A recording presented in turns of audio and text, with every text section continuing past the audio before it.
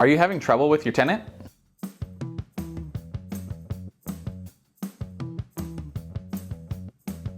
Welcome back to Inside Uplift Property Management, where we're going to talk to you about how to avoid those tenant problems by screening and retaining high quality tenants. We know that finding a long-lasting tenant that is going to take care of your home and pay rent on time every month and not destroy something and have unlimited maintenance requests coming in can be difficult. Really, it's hard to find that.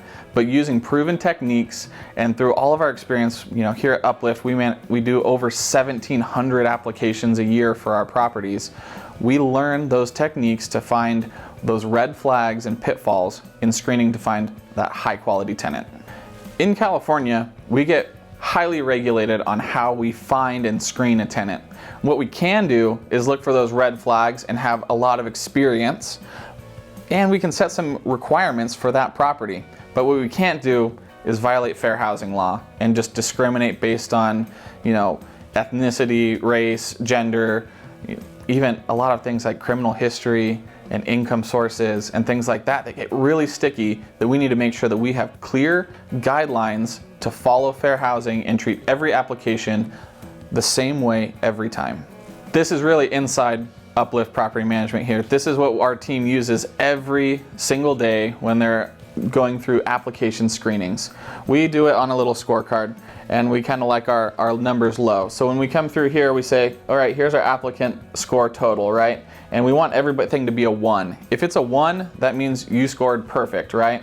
So we go through good, fair, poor, and then things that we just deny straight up on that specific reason alone. And so we go through, we have income, credit score, rental history, and then we even look at collection types, right?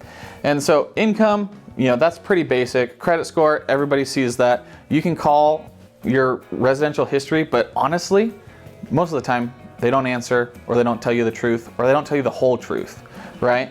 So then we actually like to look at our collections and looking at what types of collections, right? Is it just medical bills that are outstanding, or student loans and those kind of things that are dragging you down? Or is it past due credit card? Is it rent owed to a previous landlord?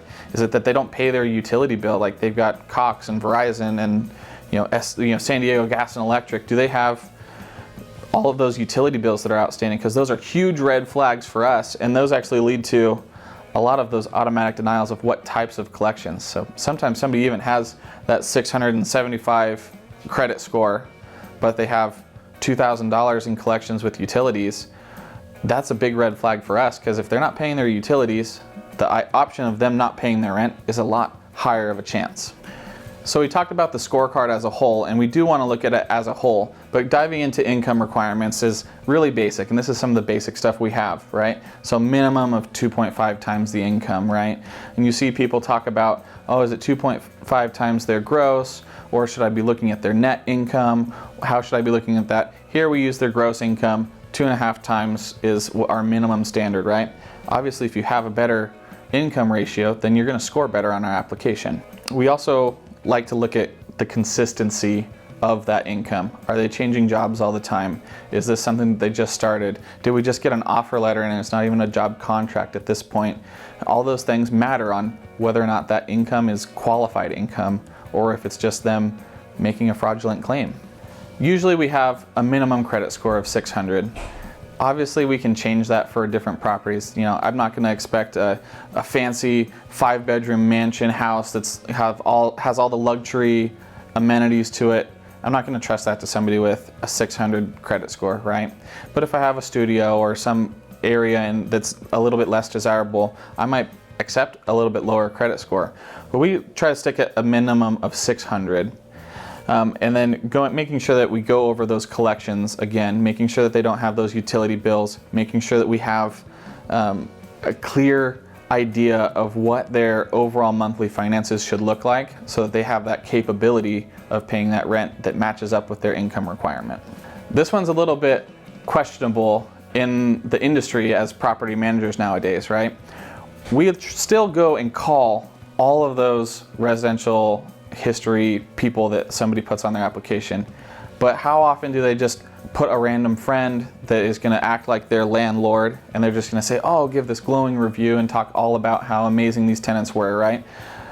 Or you actually get a property management company and they never answer the phone, they don't respond to the email verification requests, and you just get no answer. Or if they do answer, they only answer just the minimum basic number of questions of, is there an amount due?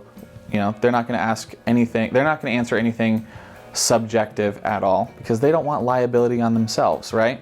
So residential history, while it's an important factor that people like to think about, it's something that we really have to take a nuanced approach to in today's market. So after we've screened and found that high quality applicant, we've moved them into your house, they've been living there, what do I have to do to retain that tenant to make sure that they keep that lasting income for your property long term? And that starts even before they move in. So you're going to make sure that your communication is really accurate with them up front, and then you're going to want to make sure that you take care of those tenants throughout the entire lease. That's where a professional property manager really is a benefit to you. Even though you don't necessarily see more money coming in, they're going to help expand the lifetime of that tenant in your house. And some of those things that we do, like I said, communication, being on top of those maintenance requests, even though sometimes it might be something that's not necessary, we want to do something nice for the tenant and make sure that they feel like the house or their unit is their home, right? And that they feel comfortable there. And then, as I've spoken about in the past, we have a cool-off market right now. Sometimes, we've got eight units in this building, and they're all one bedrooms, and some of them are renting for $1,900, and I was getting that, $2,000, last year. But then today I'm trying to market one, and I have it marketed at $1,800, and I'm not getting any contacts, right? And I might actually have to look at price decreases on this type of property so that I can retain those tenants, offer them $50 less for signing a year lease, right? In a cool-off market, it favors the landlord to have that year-long contract and retain that tenant, avoid the costs of vacancy, avoid the costs of all the turnover maintenance that you have, carpets, painting, cleaning, all of those things that come while losing the income. Retaining the tenant is the most important thing to do to increase that longevity of your investment. To wrap it up for today, we love having a process behind everything that we do. We are a data-driven business, so we have data-driven processes to have that screening process done right, and then have the hand-holding and attention to detail for your tenant while they are in your unit so that we can help retain that tenant.